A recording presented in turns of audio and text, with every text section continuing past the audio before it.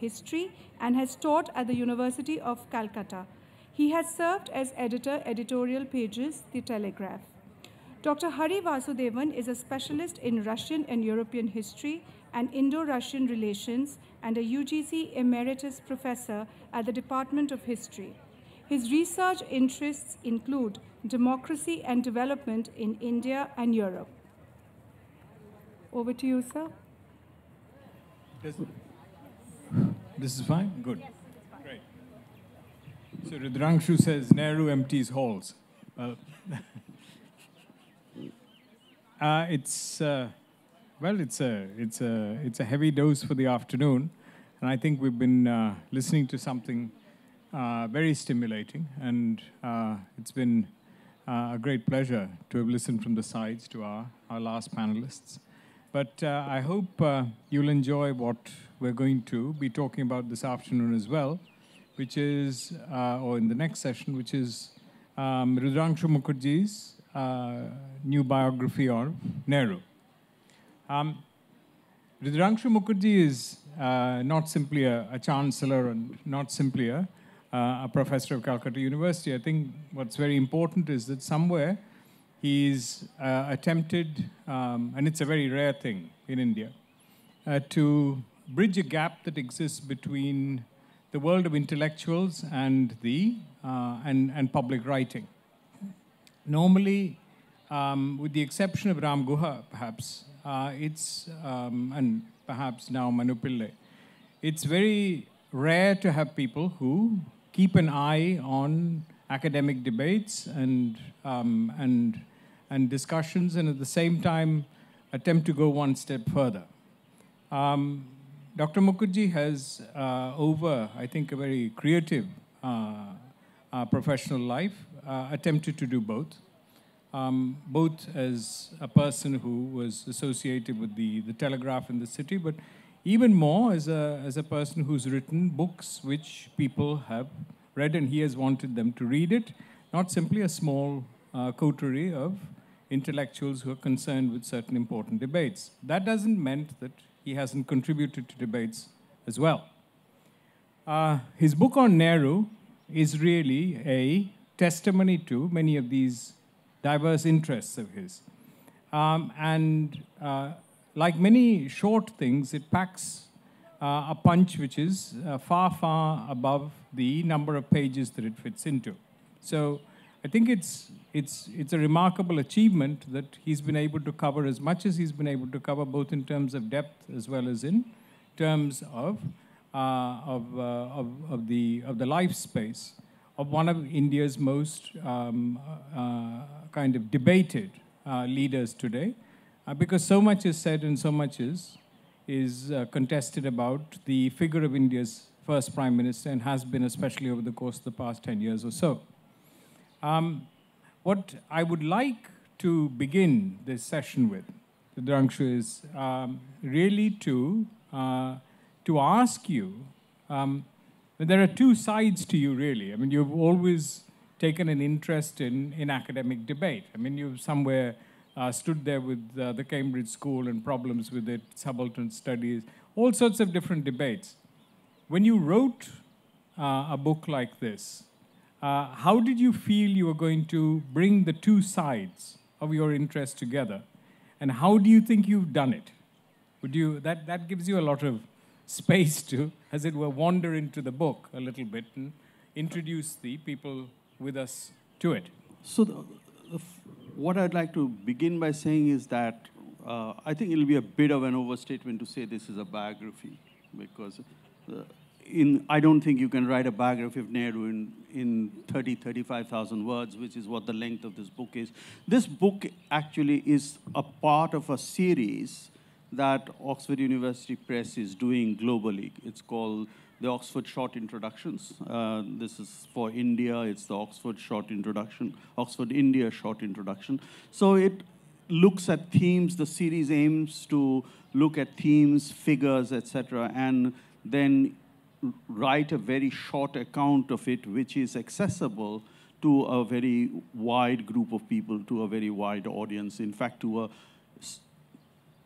more generally to a non-specialist audience. So that is really the remit of the book. I hope one day, using this book as a kind of dry run, to be able to write a biography, a proper biography of Nehru at some length. So to come to your question, specific question, Hari, first, both as a teacher of history and somebody who attempts to write history as well, I have never considered history to be simply an academic discipline. I do see it as an academic discipline, and I also teach it as an academic discipline. But I think the calling of history, or CLIO, if you like, has a much wider appeal.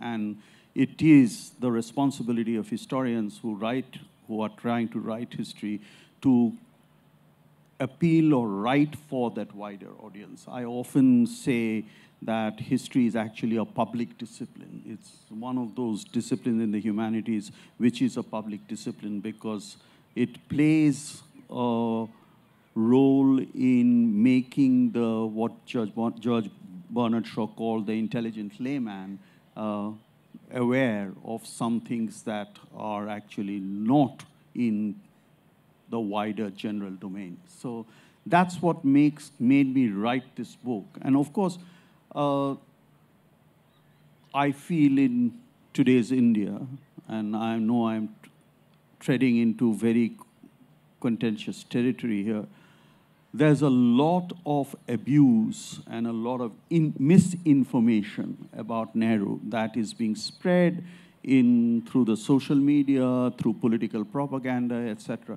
And I thought it was necessary to place Nehru in his time, in the perspective, and give a reading of Nehru's life which was not abusive or not even used for the reasons of propaganda, a way a historian would look at a very important figure who made the transition from being an ordinary foot soldier of the Indian national movement and then becoming India's first prime minister through, let's admit that, a lot of personal sacrifice. He was born with more than a silver spoon in his mouth, the son of a very, very rich father. His house had a private swimming pool, a private tennis court. He went to Harrow and Trinity College, Cambridge.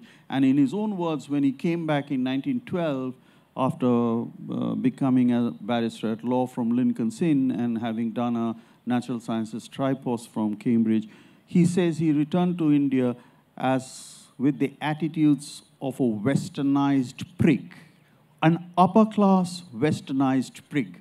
I think that's the phrase that he used to describe himself. And from there, to make the journey, to be one of Gandhi's followers, somebody who spent nearly 1,200 days in prison, in British prisons because of his involvement in the Indian national movement, and then to become a somewhat charismatic prime minister as well. It's quite a journey, and I think there is a story to be told there, and that's the story I try and capture. This is not to say that Nehru is some kind of an infallible figure who didn't have faults or didn't falter in this journey, didn't flounder in this journey. He did. And there is enough room for criticism of Nehru, some of his policies that he undertook, some of the steps that he took, etc. But nonetheless, I think it's a very, very significant journey, and he's a very significant, almost, titanic individual. Yeah, let's just follow a couple of the points that you made, though. First and foremost, there's this point about the minefield that you have to tread in making statements about the person. But there's also something else, which is that somewhere, even if you're going to write a short piece, even if you're writing an introduction, I notice the actual bibliography indicates a very wide range of reading at the highest level that you attempted to give a lay public. Okay, somewhere or another, there's a lot that has been thought about the 20s and the 30s. There's a lot that's been thought about the partition, all of which somewhere has to be digested if you're attempting to be fair to the lay of land of the history as a discipline, as opposed to perhaps even history as a public discipline. Okay, I mean there's so much that's been written about various things. So I mean, for instance, the nature, for instance, of the isolation of the Congress when it came to a large number of social issues, which you've actually touched here and there, and the virtual impossibility in many ways of a leader of the Congress, or even an emerging leader of the Congress, except in extremely broad lines to understand the character of this isolation. I mean, these are things which have become crucial to the debates that hold India together at the moment and actually divide us as well. These issues, when contending with them, how do you think your narrative, I mean, the way in which you draw the man through this, manages to engage with some of these crucial debates? I mean, if you would take one or two, and the one I suggested especially, which clearly refers to Dalits and other such, marginalized communities. No, before the marginalized communities, so the first isolation that Nehru feels within the Congress, not just Congress as the other actors in the field, but within the Congress, Nehru is a very isolated figure. There is a period in his life when he's a very isolated figure, alienated from Gandhi, alienated from the other important Congress leaders, those that he and his friend and comrade Subhash Chandra Bose described as though it was a Bose phrase, actually, which Nehru adopted, the old guard. Gandhi's lieutenants, Rajagopalachari, Vallabhbhai Patel, Rajendra Prasad, Govinda Ballabh Pant, and so on and so forth. So Nehru, at one point in his life, is completely isolated from this, as I said, from Gandhi and his principal lieutenant. This is around the year 1936, when he has just returned from Europe. It's also a period of tremendous personal bereavement for him. He has just lost his wife after a very prolonged illness. He's also written his first book, which is dedicated to his wife. And the European experience, he has been going to Europe off and on because of his wife's illness from 1933 to 1935. And the exposure to Europe and all that he read and experienced in Europe, the rise of fascism, the rise of socialism, the rise of working class movements, the experience of unemployment, inflation, and so on that Europe was going through in the early 1930s, has made Nehru a convinced and a committed socialist. And much to his surprise and somewhat to his reluctance as well, Gandhi makes him the Congress president in 1936 for a second time. He was the first president in 1929. Perhaps he was the youngest person to be made a president in 1929 in the Lahore Congress, where he proposes and gets through the Purna Swaraj, the complete independence resolution. But 1936 is a little different because the Government of India Act is just about to be passed. It's been drafted. And Nehru stands, I think the session is in Lucknow, and he stands there, and if I'm not mistaken, for the first and the only time in the history of the Congress, Congress president stands to give his address and addresses the gathering of Congress workers with a single phrase, comrades, he says. He doesn't say Jai Hind or whatever, Vande Mataram, whatever other standard ways that Congress people greeted each other. He says comrades. And then, very surprisingly, for many people in Calcutta who misunderstand or misrepresent the relationship between between Nehru and Bose, the second paragraph of that speech actually is about Bose himself, who is being held without trial. And he says, this is what the British government actually is like. They are holding one of our workers, one of our comrades without trial. And then he goes on. He goes on to say, and this is the striking part of that address, what is to be the future of India? He says, India has no future without economic equality. Just political independence would be an empty, substanceless achievement. So, and only way India can achieve economic equality is through socialism and through planning by following the Soviet model. And he says the Congress should adopt socialism as one of its agenda as it moves towards independence. Now, this, as was to be expected in 1936, creates a complete furor within and without the Congress. I mean, outside the Congress, the capitalist class led by Birla and others, they accuse Nehru of actually being an agent of Moscow. And they write to Gandhi saying, Birla, I think, writes to Gandhi to say that you have to tame this disciple of yours. And 7 members of the 12-member working committee, led by Vallabhbhai Patel, resign. They say that this is not the president that we can work with because he has completely upset all that we have been trying to work for since the Congress was established. And they write to Gandhi and they say, this is a very unruly son of yours and we can't work with him. So Gandhi says, Gandhi is, in his characteristic manner, he says, if you can't work with him, resign.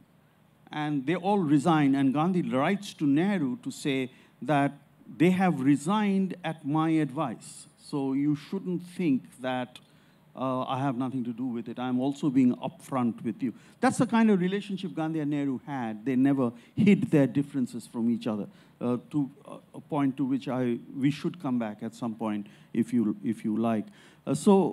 Nehru writes back to Gandhi, and he says, it's a very interesting letter. He says, if I were a hayaya, he writes that in Hindi, a man with dignity, I would resign as the president.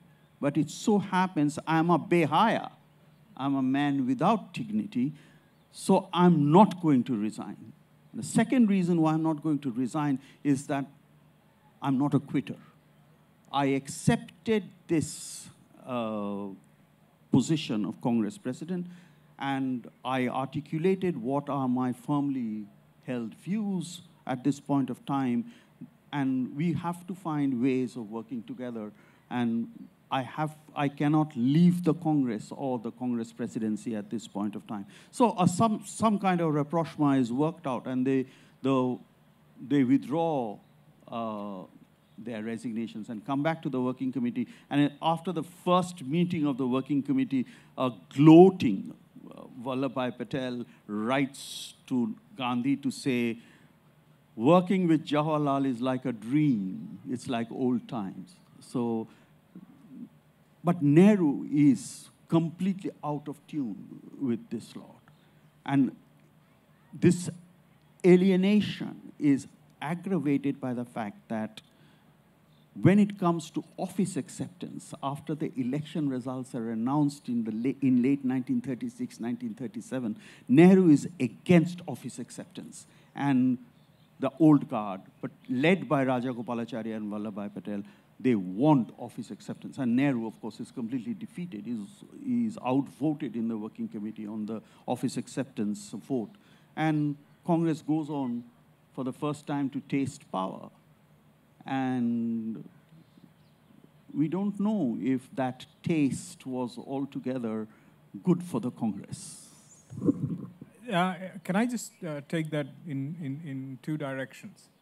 See, the last point that you make concerning the acceptance of power at that time, later Nehru was to justify in Discovery of India as the first engagement between people and power in a genuine manner. There's a big difference between the Congress governments and any other government that had existed in the provinces, etc. So somehow he manages to turn this, as you say, this defeat into something else. I mean, it's something that clearly must have struck him as he begins to engage with the process itself. But that leads me to another issue, which is that and it figures through the book, that's why I point to it. There's this notion of an ideology. And in fact, Nehru is associated with an ideology in a way in which practically no other individual member of the Congress is really associated with an ideology. So there's a notion that he stands for a block of ideas. Somewhere through the book, both before he's prime minister and after he's prime minister, you have accepted this notion of a block of ideas. Now, clearly, since there were communists already in India, and the communists were happily following the Comintern line and moving with it, etc., there is one understanding of what a block of ideas can be. I mean, how it could figure. And there are all sorts of things that are being generated by the Comintern indicating what socialism is and what socialism should be.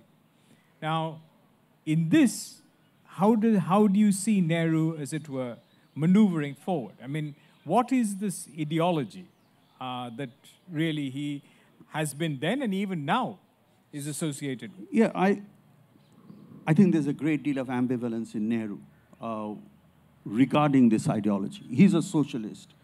And the ambivalence was, I mean, almost prophetically and appositely summed up by Subhash Bose, who once wrote, I forget to who, maybe to his nephew Amyanath Bose. He writes in a letter, he says, Jawaharlal's heart, Jawaharlal's head is with socialism.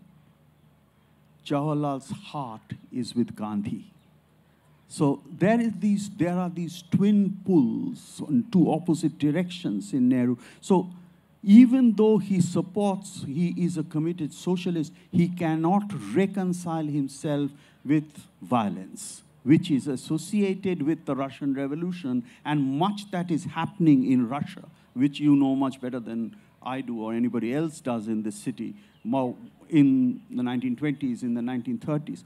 I mean, there's a letter to Vijayalakshmi Pandit written around 1937 or so on, where he notes what is happening in the Bukharin trials, and he is disapproving of what is going on.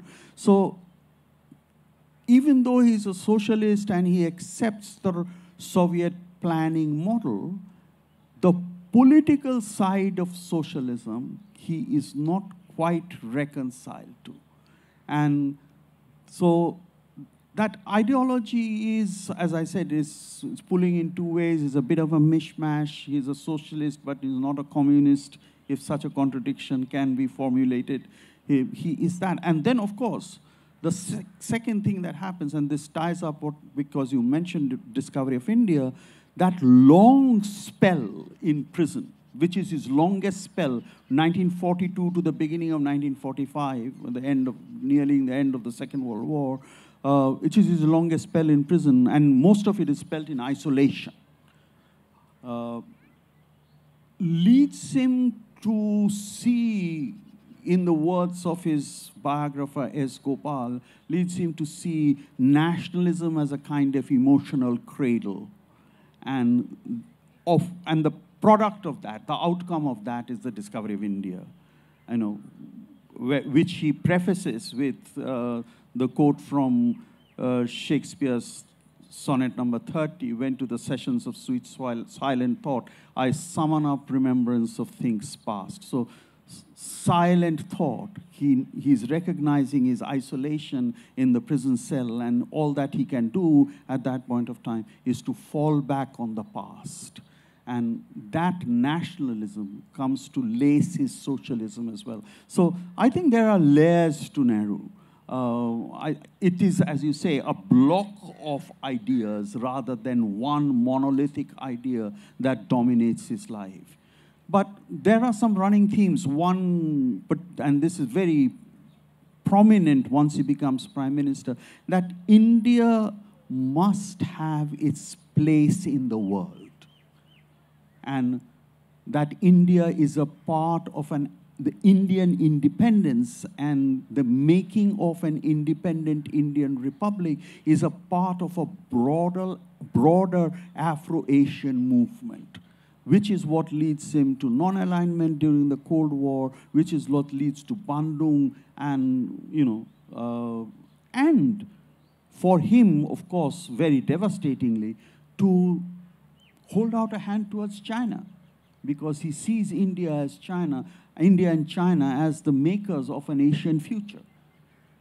So, which is repudiated, of course, in many ways by the Chinese for very complicated reasons, part of which was also India's fault. But Nehru's ideology has many, many different and contradictory strands to it. So I don't see one can actually paint Nehru in a monochrome. Yeah, but let's just take that last point you're making, though. Do you think, as a result, that given these uncertainties, this refusal to be pinned down on a number of issues, and the issues were going to become extremely important when it comes to the implementation of the Constitution and the establishment of a government, I mean, a polity, that Nehru actually felt much more comfortable dealing with the world at large rather than handling the nitty-gritty of politics. I mean, there's a famous statement by Patel when he's discussing Nehru with Nehru and Mountbatten, that he says that, oh, they will essentially continue their conversation and Mountbatten will be child's play in Nehru's hands. It is we who will actually conduct the revolution which will take place in India. I mean, it's quoted by, I think, Patrick French from a correspondence noting. I mean, do you think actually he was almost coming from Harrow and Cambridge, as it were, that he was happier somewhere thinking about a large picture rather than actually dealing with those peasants that he'd had to interact with over the... It's very funny when the first Jawaharlal Nehru Memorial Lecture at Trinity College, Cambridge, to which Mountbatten was the speaker, Mountbatten's first uttered sentence was, "Harrow and Trinity, he was one of us." So, yes, there was an aspect of Nehru that was more comfortable with PLUs, if you like. But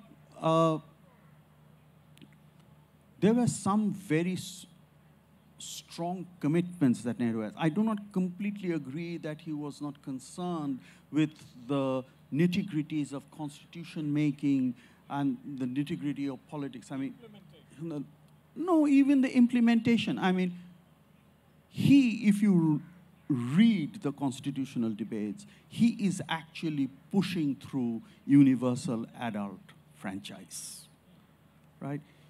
He is actually planning and implementing that first general election, 1952, which is, in terms of just implementation, was a colossal achievement, And his immediate southpaw, if you like, the man who is implementing it according to his wishes is actually a Bengali civil servant, ICS Sukumar Sen, who was Chief Secretary of Bengal, who at the special request of Nehru, Bidhan Roy released so that he could become India's first election commissioner.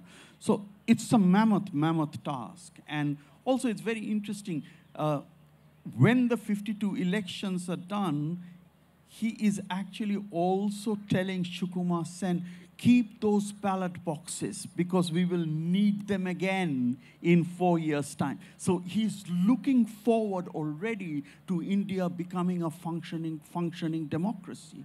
So there's a very strong commitment to that, as is a very strong commitment that India should be a nation state that will be indifferent to religion. It will not be committed to any one religious belief or any one religious ideology. And this is his first battle, in fact, as Prime Minister.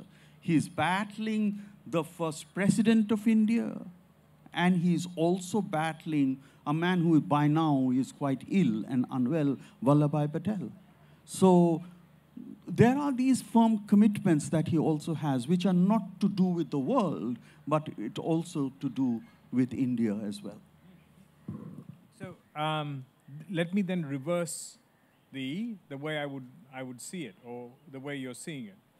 If in fact on the one hand, and this is said frequently today, he was a very wobbly, poetic, vague kind of individual who had some good notions, but when it came to hard matters, finally it had to be Patel and others who would do the job.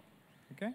Now, that can be read at one level in a very negative manner, which is that here you're dealing with a highly impractical person who was happy to make big speeches at Bandung and elsewhere, and kind of hobnob with the best in the world.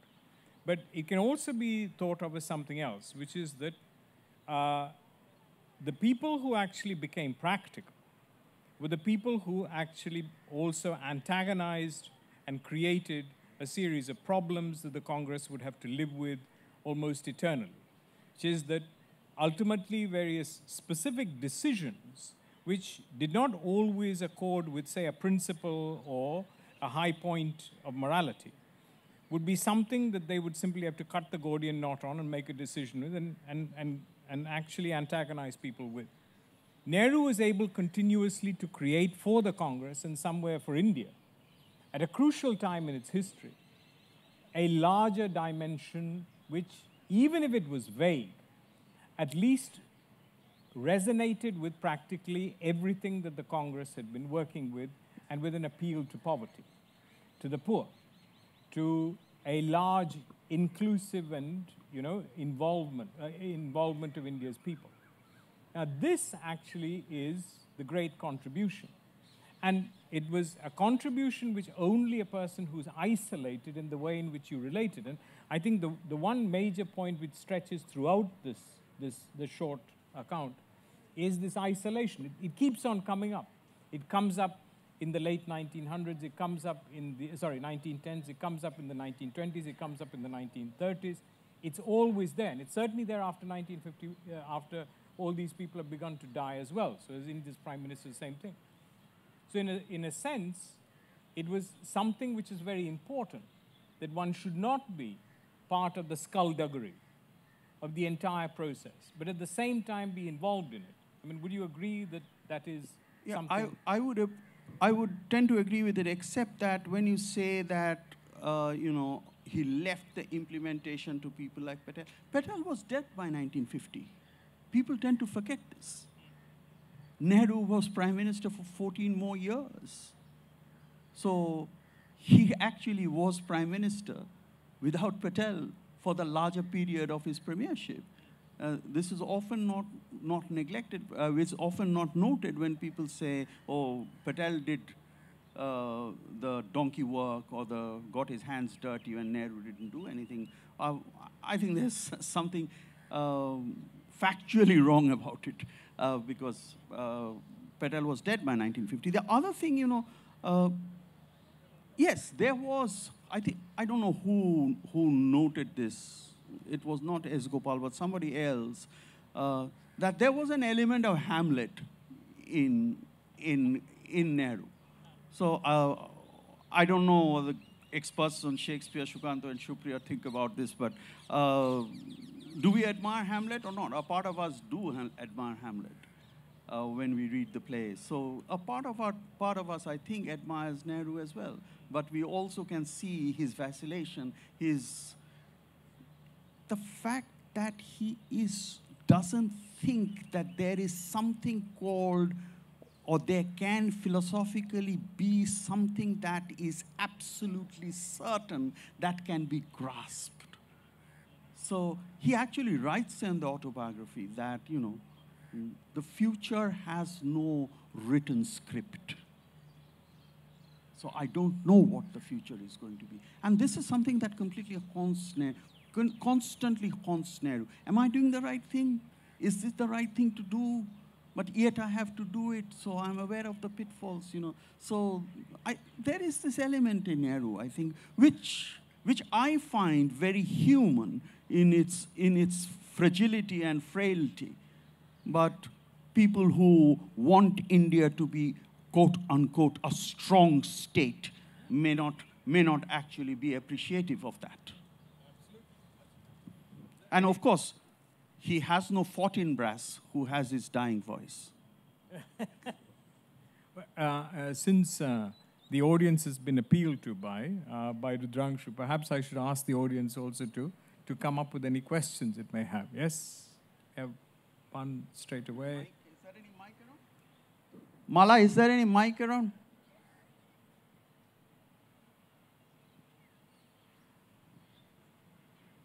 Any other questions that I can immediately? One over here, so one over here, one over here.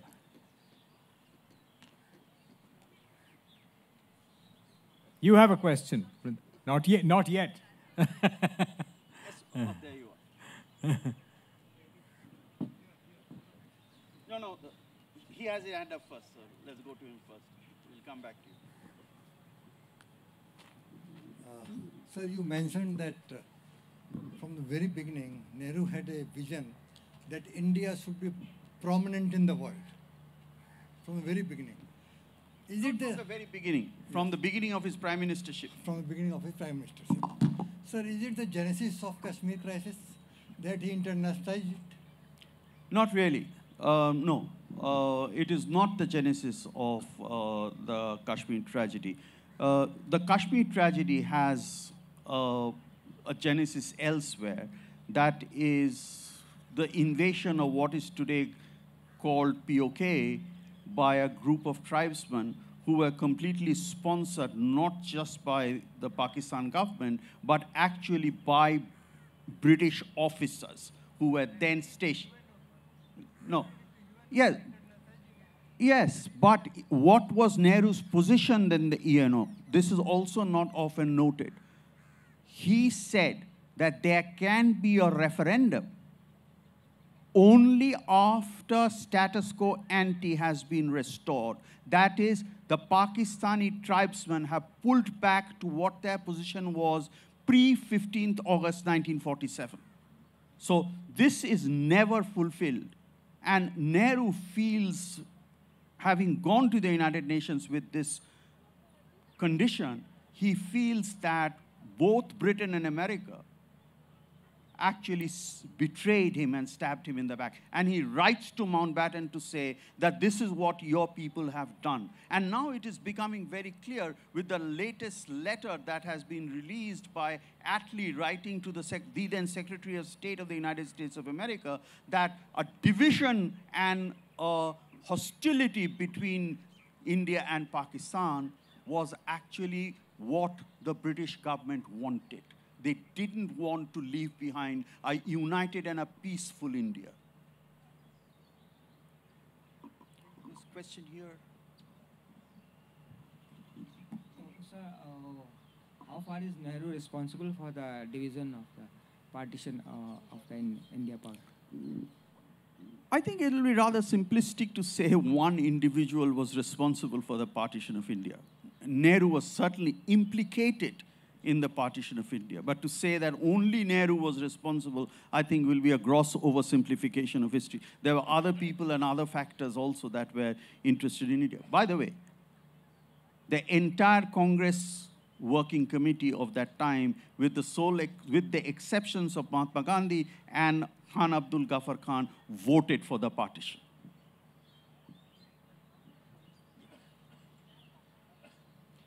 We often hear that Churchill was a poor peacetime prime minister, and he was a very good wartime prime minister. Can we say that Nehru was a good peacetime prime minister and not so good during the war? How do you mean? I mean,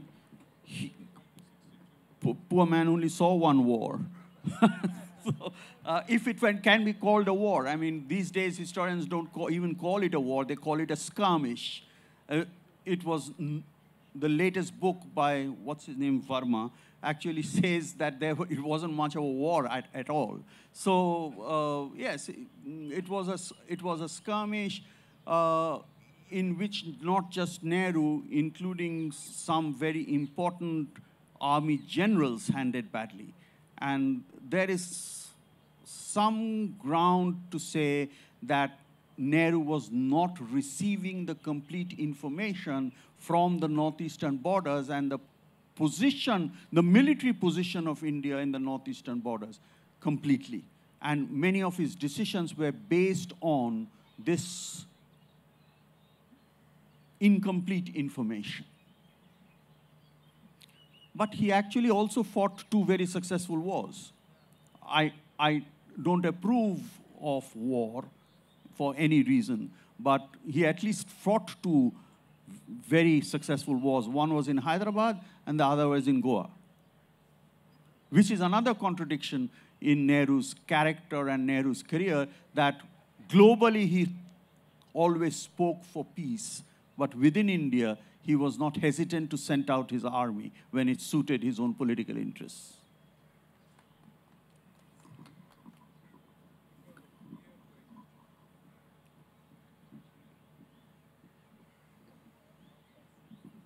Hi, sir. My name is Raj. It's a question to any of you who can answer it. Apart from emergency from 74 to 77, did we witness a strong state, autocratic state, maybe from Nehru or Indira Gandhi's tenure? Do you think could we witness maybe if not fully autocratic, maybe democratically autocratic government, like it has happened in Turkey with Recep Erdogan, or with our neighbor like Sheikh Hasina in Bangladesh? Was the scenario because in the recent surveys, some surveys, that the faith in our democracy, has eroded a bit, and people do believe that to develop faster, like the China developed in the 80s and 90s, we do need 10 years of autocratic government. So first is, I disagree with this proposition that India needs autocracy. I think India needs more democracy, which India is not getting at the moment. And second, I don't think in any period before the emergency, the 18 months of the emergency, India saw any form of autocratic or authoritarian rule, not even under Mrs. Gandhi before 1974.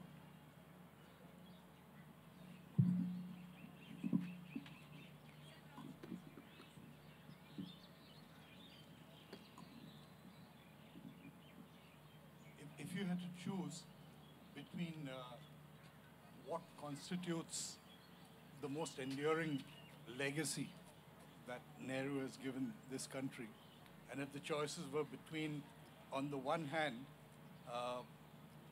the investments that he made in education and in setting up the basis for heavy industry, and on the other hand, in creating a pluralistic vision of what this country actually stands for, which do you think has been his more enduring contribution? You are asking, do you think, I think the you is important here, you're asking me, Yes. my views. Yes, certainly the pluralistic view of India and building up the pillars of a democratic polity and a democratic society. If there are two enduring legacies of Jawaharlal Nehru, in my view, these are these two. And they are related, actually. You can't have one without the other.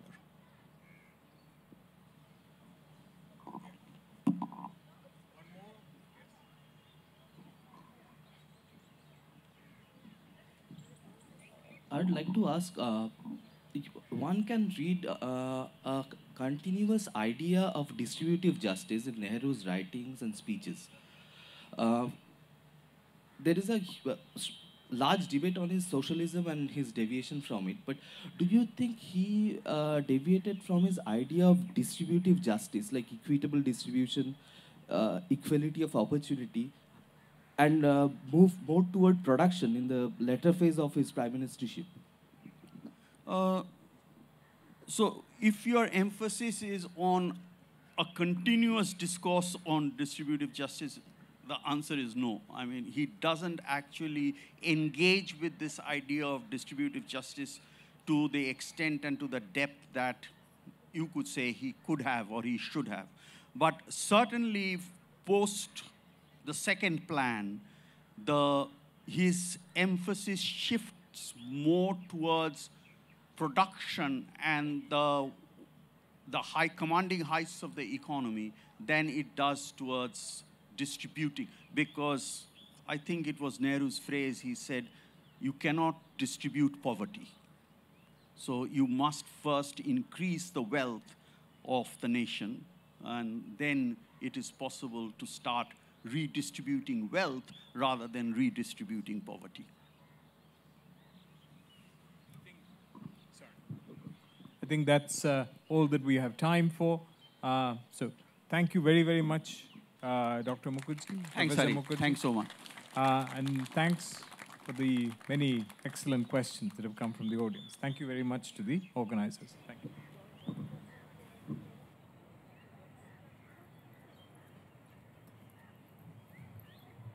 Thank you, Dr. Mukherjee. Thank you, Dr. Vasudevan. As always, an honor to have you with us. It's rickety? Okay, two heavy bodies.